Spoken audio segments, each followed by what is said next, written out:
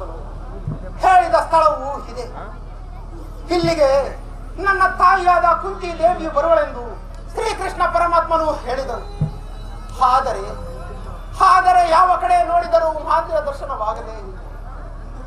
ಹೇ ಭಗವಾನ್ ಭಾಸ್ಕರ, ಸೃಷ್ಟಿಯ ಜಗತ್ತನ್ನು ಮೊದಲಿನಿಂದಲೂ ಬೆಳಗುತ್ತಿರುವೆ. ನಾನು ಯಾವ ಭಾಗ್ಯವನ್ನು ಪಡೆಯಬೇಕೆಂದು ಇಲ್ಲಿವೆ ಬಂದಿರುವೆನೋ ಆ ಭಾಗ್ಯವನ್ನು ನನಗೆ ಕರುಣಿಸಿ ನನ್ನ ಜೀವನವು ಪಥಭ್ರಷ್ಟವಾಗದಂತೆ ನೋಡಿಕೊಂಡು ಸದಾ ಧರ್ಮದ ದಾರಿಯಲ್ಲಿ ನಡೆಸುವ ಭಾರವು ನಿನ್ನದೇ ದೇವ, ನಿನ್ನದೇ ದೇವ.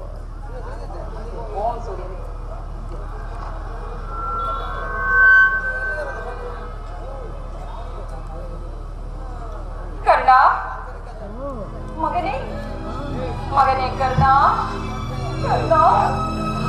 ಯಾರು ತಾಯಿ ನೀನು? ನನ್ನ ಏಕಾಗ್ರತೆಯನ್ನು ಭಂಗಪಡಿಸಿದೆ ಹೇಗೆ? ನಾನೇ ಕರ್ಣ, ನಾನೇ. ನೀನು ಪೂಜಿಸುತ್ತಿರುವ ಸರ್ವಸಾಕ್ಷಿ ಸೂರ್ಯ ದೇವನ ಜ್ವಲಂತ ಪ್ರಭೆಯನ್ನು ನಿನಗೆ ಮೊದಲು ತೋರಿಸಿದ ಸ್ತ್ರೀ ನಾನು ಕರ್ಣ.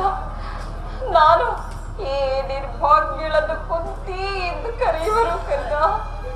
ಏನು ಕುಂತಿ? ಪರಮ ಭಾಗ್ಯವತಿ ಜನನಿ ಕುಂತಿ ದೇವಿ. ಅಯ್ಯೋ ಅಯ್ಯೋ ಅಯ್ಯೋ ಅಮ್ಮ ಕರ್ಣ. ಅಯ್ಯೋ, ಹೆತ್ತವಳ ಪ್ರೀತಿಯ ಮಗನಾಗದೆ ಅವಳ ಹಕ್ಕರೆಯ ತೋಳ ತೆಕ್ಕೆಯಲ್ಲಿ ನಡೆಯುವ ಪುಣ್ಯ ವಿಶೇಷದಿಂದ ವಂಚಿತನಾದ ಈ ಪಾಪಿ ಕರ್ಣನಿಗೆ ಹಿಂದೂ ಕರುಣೆ ಹಿಟ್ಟು ದರ್ಶನವಿದ್ದೆ. ತಾಯಿ, ಹಿಂದೂ ಕರುಣೆ ಹಿಟ್ಟು ದರ್ಶನವಿದ್ದೆ. ಇದು ನಿನಗೆ ನನ್ನ ಸಾಷ್ಟಾಂಗ ನಮಸ್ಕಾರಗಳು, ಸಾಷ್ಟಾಂಗ ನಮಸ್ಕಾರಗಳು. ಕೀರ್ತಿಶಾಲಿಯಾಗು ಮಗನೇ, ಕೀರ್ತಿಶಾಲಿಯಾಗುವ. ಎಂತಹ ಕೀರ್ತಿಯನ್ನು ನನ್ನದು, ಅದೆಂತಹ ಕೀರ್ತಿ! ಬಹುದಿನದ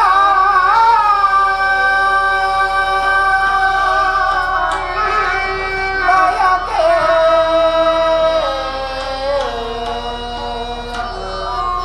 ಫಲಿಸಿತಮ್ಮ.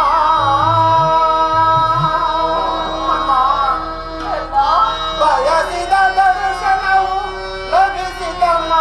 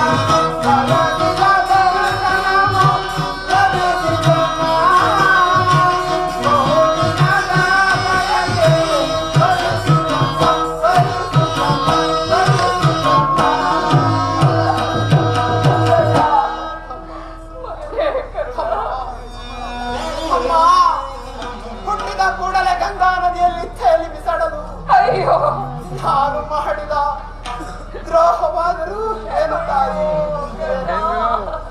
ಅಮ್ಮ, ಕಾಡಿನಲ್ಲಿರುವ ಕ್ರೂರ ಮೃಗಗಳು ಕೂಡ ತಮ್ಮ ತಮ್ಮ ಮರಿಗಳನ್ನು ಬಹು ಪ್ರೀತಿಯಿಂದ ಸಾಕಿ ಸಲುಹು. ಆದರೆ ನೀನು ಮಾತ್ರ ನನ್ನನ್ನು ಗಂಗಾ ನದಿಯಲ್ಲಿ ತೇಲಿ ಬಿಸಾಡಲು ನಾನು ಮಾಡಿದ ಅಪರಾಧವೇನು ತಾಯಿ? ಅಪರಾಧವೇನಮ್ಮ? ಅಪರಾಧವೇನು?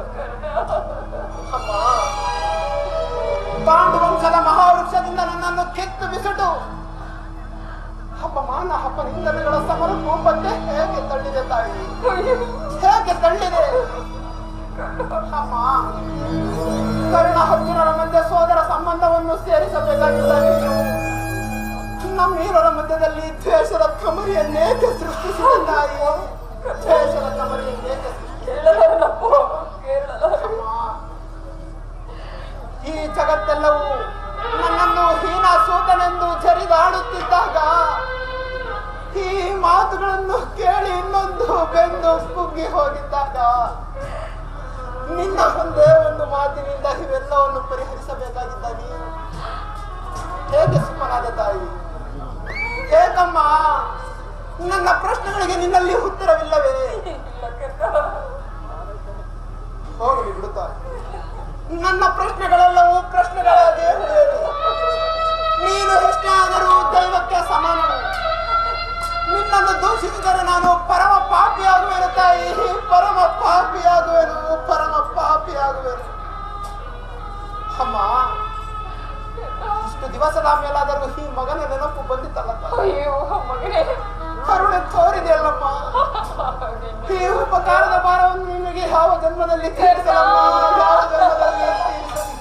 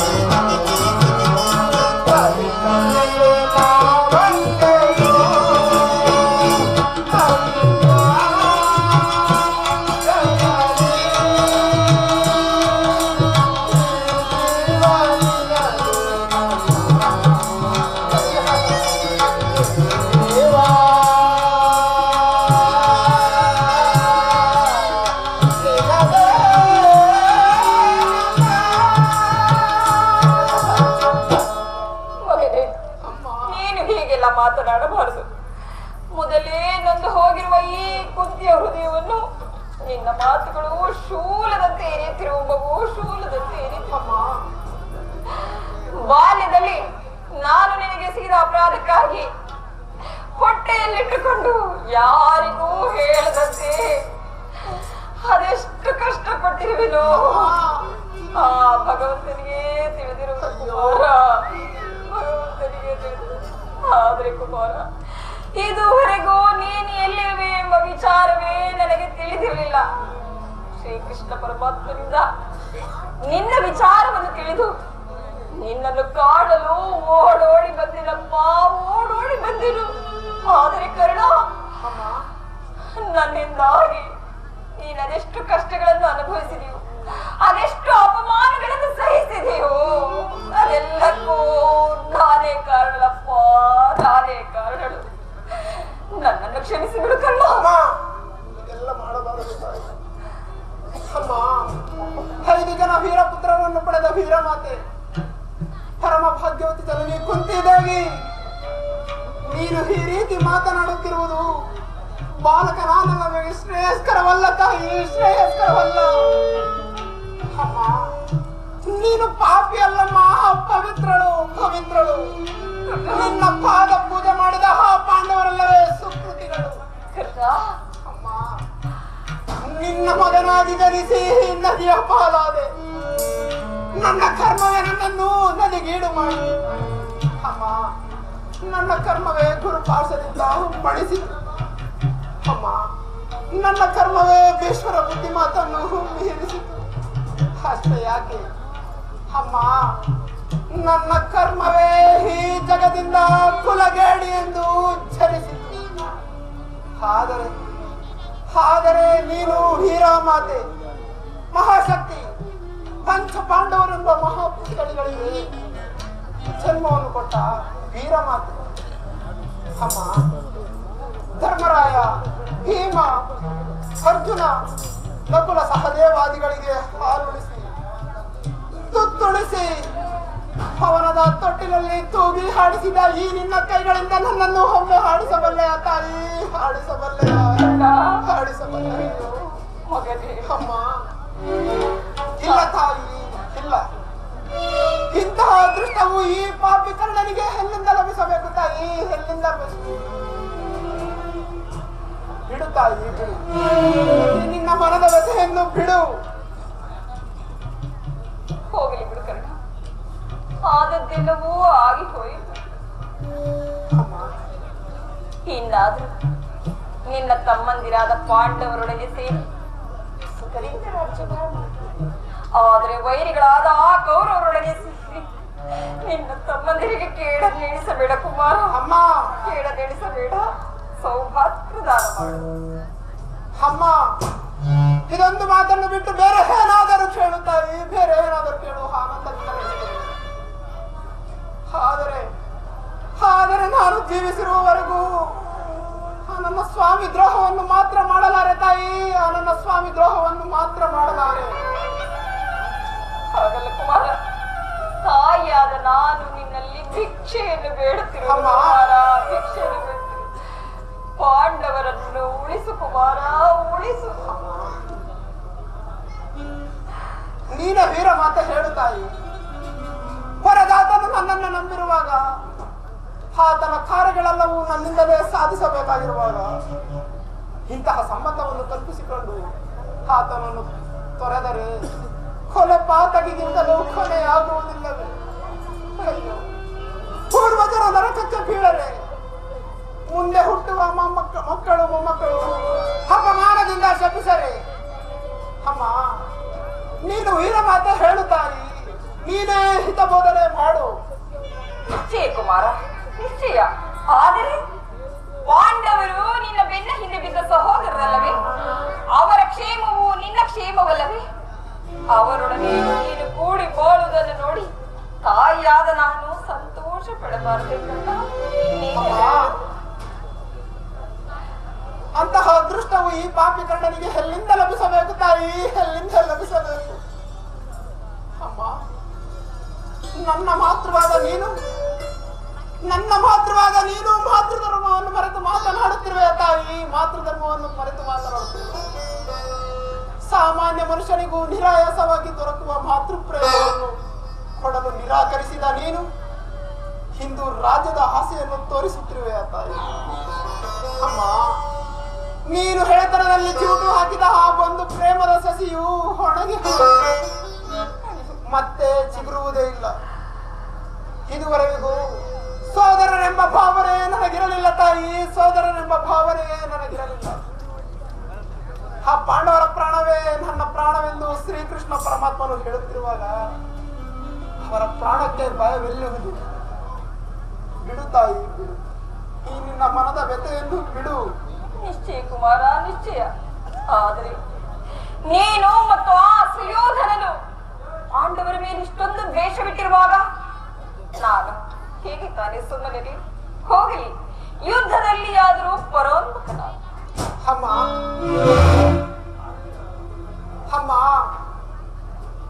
ಕರ್ಣನು ಅಂತ ನೀಚನಲ್ಲ ತಾಯಿ, ನೀಚನಲ್ಲ.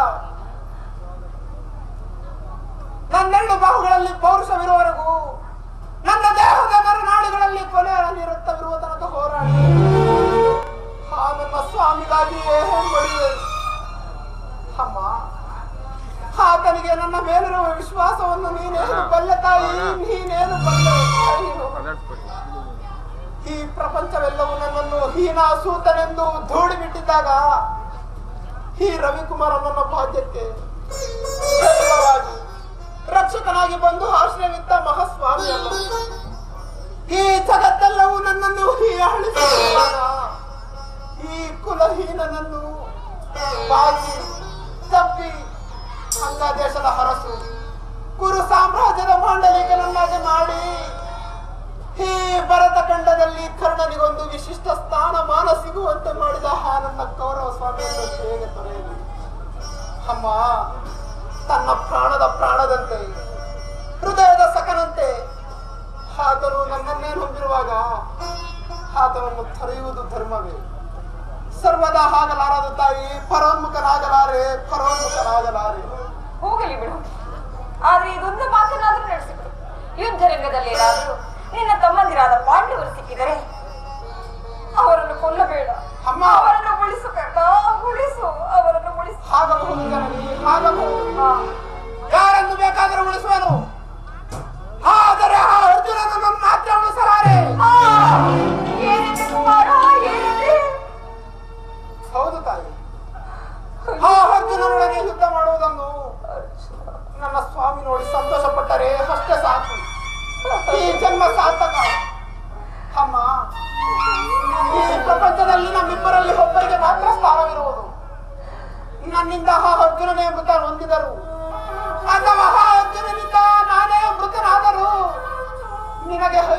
ಮಕ್ಕಳು ಉಳಿದೇ ಉಳಿದು.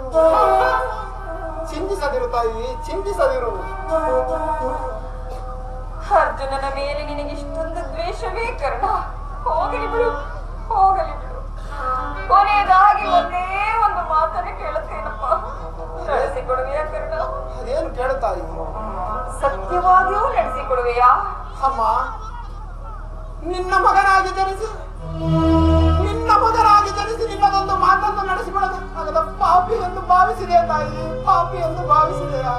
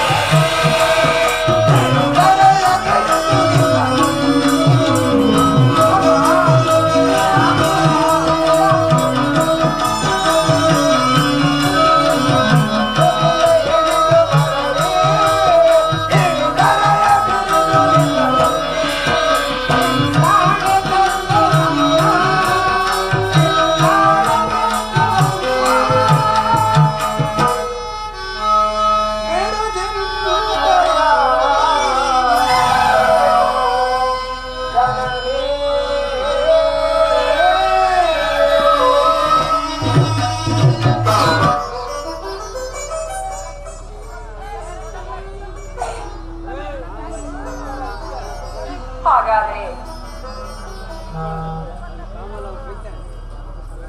ಅಮ್ಮ, ನಿನ್ನ ಪ್ರಥಮ ದರ್ಶನ ಇಂದಾಯಿತು. ಬಹುಶಃ ಅಂದ್ರೆ ಕೇಳು ಕುಮಾರ, ಕೇಳು.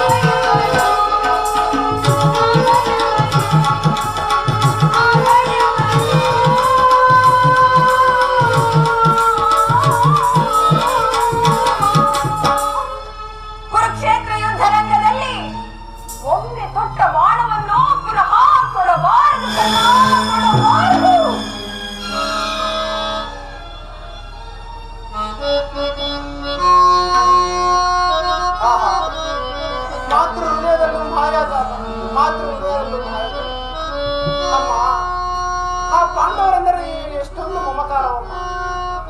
ಆಗಬಹುದು ಜನನಿ. ಎಂತಹ ಪ್ರಸಂಗ ಬಂದರೂ ದೊಡ್ಡ ಬಾಣವನ್ನು ಮಾತ್ರ ತೊಡಲಾರೆ. ಹೇ ಕೌರವೇಶ್ವರ, ಈಗ ನೀನು ಕೆಟ್ಟೆ. ಪಂಚಭೂತಗಳಿರ, ಅಷ್ಟದಿಕ್ಪಾಲಕರುಗಳಿರ, ನೀವೇ ನನ್ನ ಸ್ವಾಮಿಯನ್ನು ಕಾಪಾಡಬೇಕು. ಅಯ್ಯೋ ಕೌರವೇಶ್ವರ, ಇಂದ್ರನು ಮೋಸದಿಂದ ಕವಚವನ್ನು ಅಬ್ಬರಿಸಿದನು. ಅವರ ದುರಾದೃಷ್ಟಕ್ಕೆ ವಿದುರನು ಬಿಲ್ಲನ್ನು ಮುರಿದು ಬಿಸಾಡಿದನು. ಶ್ರೀಕೃಷ್ಣ ಪರಮಾತ್ಮನು ನನ್ನ ಜನ್ಮ ವೃತ್ತಾಂಶವನ್ನು ತಿಳಿಸಿ ನನ್ನ ಮನಸ್ಥೈರ್ಯವನ್ನು ಕಿತ್ತುಕೊಂಡನು. ಈಗ ತಮ್ಮನಾದರೂ ದೊಡ್ಡ ಬಾಣವನ್ನು ತೊಡಬಾರದೆಂದು ವಾಗ್ದಾನವನ್ನು ಪಡೆದನು. ಆಗಲಿ ಪ್ರಪಂಚ, ದೈವ, ಕುಲ ಇವೆಲ್ಲವೂ ಸಂಚು ಮಾಡುತ್ತಿರುವವು. ಮಾಡಲಿ. ನನ್ನ ಬಾಹುಗಳಲ್ಲಿ ಪೌರುಷವಿರುವವರೆಗೂ ನನ್ನ ಸ್ವಾಮಿಯ ಇಚ್ಛೆಗೆ ಕಿಂಚಿತ್ತು ಚುಚ್ಚನಾಗದೆ ಹೆಚ್ಚಿರುವ ತನಕ ಹೋರಾಡುವೆನು. ಉಳಿದದ್ದು ದೈವ ಇಚ್ಛೆ.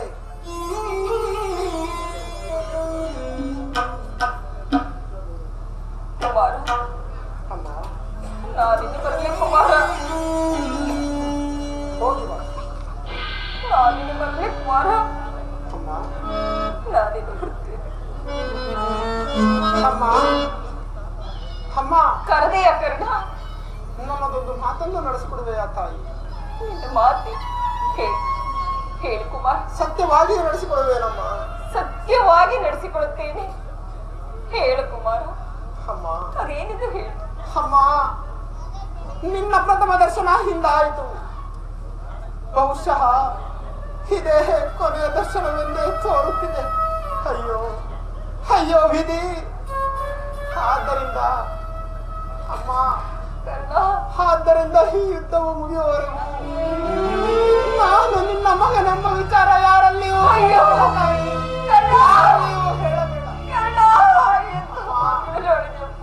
ಅಮ್ಮ, ನಾನೊಂದು ವೇಳೆ ಈ ಯುದ್ಧದಲ್ಲಿ ಮೃತನಾದರೆ ನನ್ನ ಮೃತದೇಹವನ್ನು ನಿನ್ನ ತಲೆಯ ಮೇಲೆ ಇಟ್ಟುಕೊಂಡು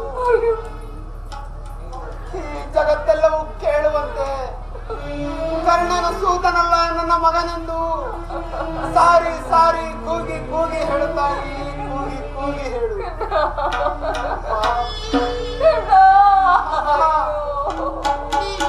ನನ್ನ ಉತ್ತರಾದಿ ಕ್ರಿಯಾದಿಗಳನ್ನು ನನ್ನ ಸತ್ಯಸಂತನಾದ ದೇವರಾಯನ ಕೈಯಿಂದ ಮಾಡಿಸಬೇಕು. ಬೇಡುವೆನು ತಾಯಿ, ಬೇಡುವೆನು.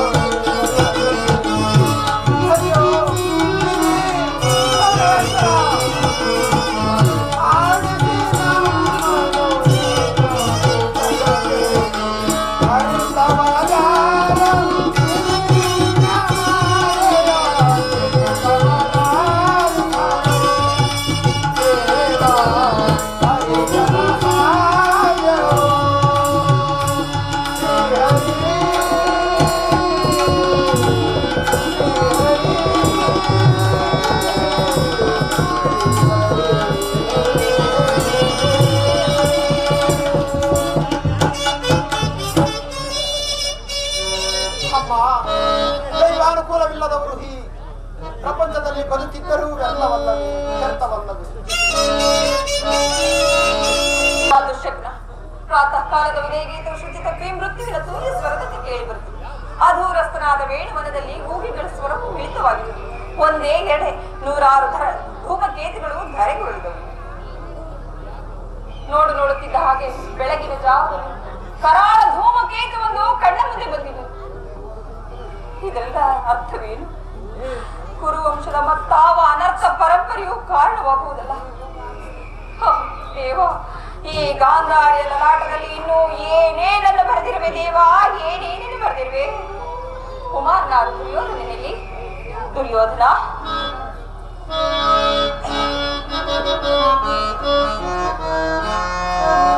ಹೋಗಿ ಬರುವೆ ಮಾತೆಯ ಬಳಿಗೆ ನಾನು,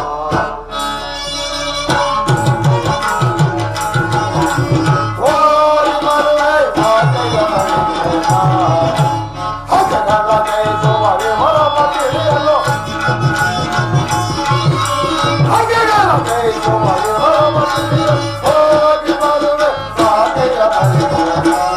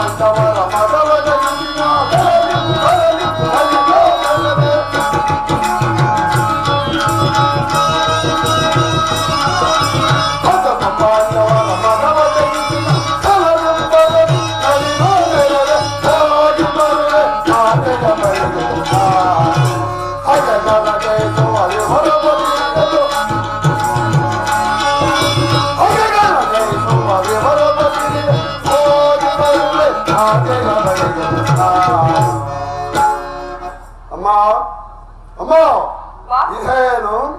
ಬಾ ಕುಮಾರ, ನಾನು ನಿನ್ನ ಸಲುವಾಗಿ ಕಾತಲಾಗಿದ್ದೇನೆ. ರಾತ್ರಿ ಎಲ್ಲವೂ ನಿದ್ದೆ, ಬೆಳಕು ಹರಿಯುತ್ತಲೇ ದುರ್ನಿಮಿತ್ತ ಪರಂಪರೆ. ಬಾ, ಈ ನನ್ನ ಭದ್ರ ಹಸ್ತದಿಂದ ನಿನ್ನ ಮಸ್ತಕ ಸ್ಪರ್ಶ. ದಯಾಮಯ, ನನ್ನ ಕುಮಾರನಿಗೆ ಯಾವ ಮಂಗಲವೂ ಆಗಬೇಕು.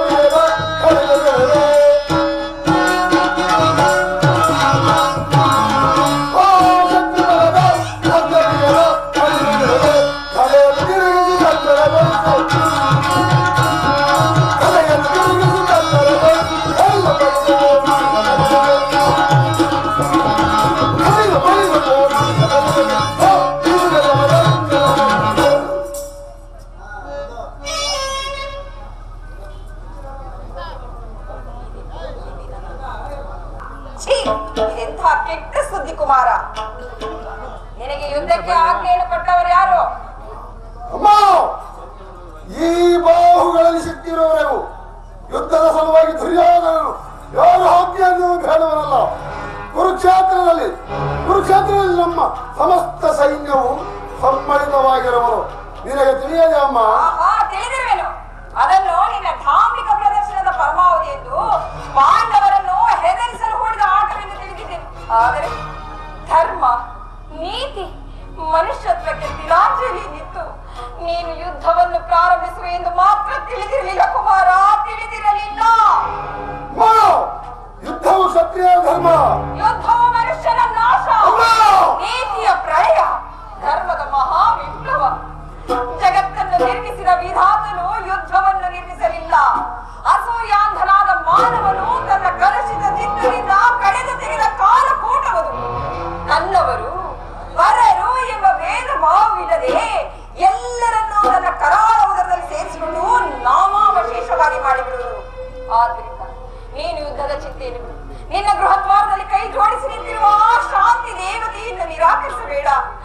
ಘೋರ ಯುದ್ಧಕ್ಕೆ ಆಹ್ವಾನವನ್ನು ಕೊಡಬೇಡ ಕುಮಾರ, ಕೊಡಬೇಡ. ಅಮ್ಮ, ಈ ಅಪೌರುಷದ ಮಾತುಗಳನ್ನು ಕೇಳಿ ಕೇಳಿ ಸತ್ತಿರುವರು 100 ಜನ ವೀರಪ್ರದೆಯತ್ತ ವೀರಮಾತೆಯೇ ನೀನು. ಒಂದಲ್ಪ ಯುದ್ಧದ ಸಲುವಾಗಿ ಇಷ್ಟೊಂದು ಕಾದಾಡುವುದು ಏಕೆ? ಯುದ್ಧವು ಕ್ಷತ್ರಿಯ ಧರ್ಮ. ಆ ಧರ್ಮವನ್ನು ಪಾಲನೆ ಮಾಡುವನು ನನಗೆ ಆಜ್ಞೆಯನ್ನು ಕೊಡುತ್ತಾ ಇದೆ. ಧರ್ಮದ ರಹಸ್ಯವನ್ನು ನೀನು ತಿಳಿಯಲಾರೆ ಕುಮಾರ. ನಿನ್ನಂತಹ ಲೋಭಿಯು, ದೋರ್ಚನು, ನೀಚಾಶೆಯನು ಧರ್ಮವನ್ನು ತಿಳಿಯಲು ಹೇಗೆ ಸಾಧ್ಯ?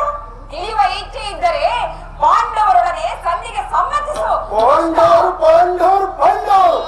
ಅಮ್ಮ, ಈ ಖರೆ ನುಡಿಗಳಲ್ಲಿ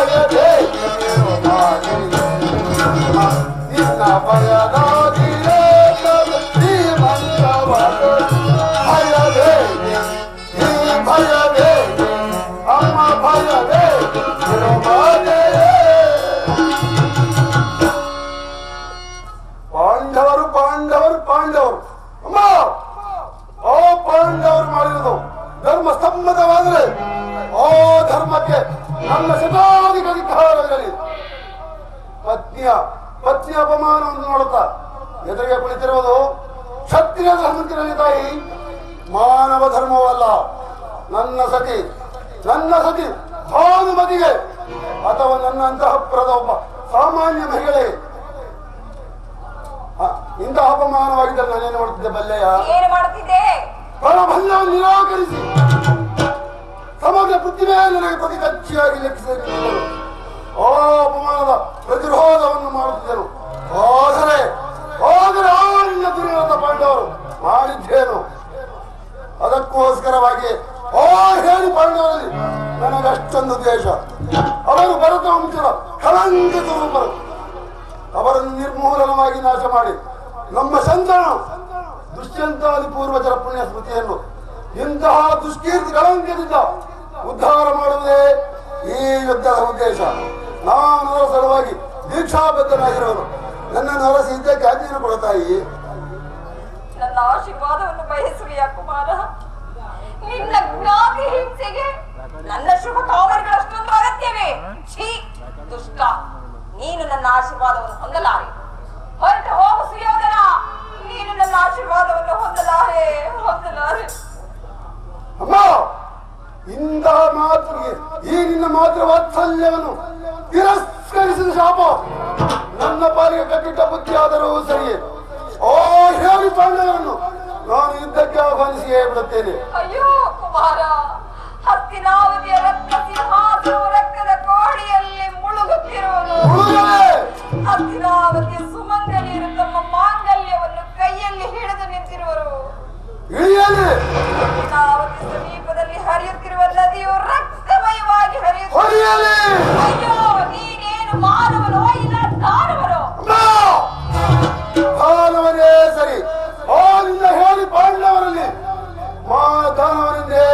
ಮಾಡಿಕೊಳ್ಳು.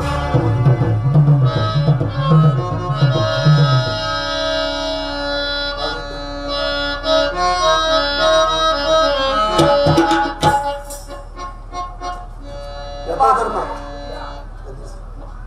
ಮಾತಿದ್ದಂಗೆ ಬಾ ಕುಮಾರ, ನಿನ್ನನ್ನು ಹರಸಿ ಕಳಿಸುವ ತಾಯಿಯಾದ ನನ್ನ ಕರ್ತವ್ಯ.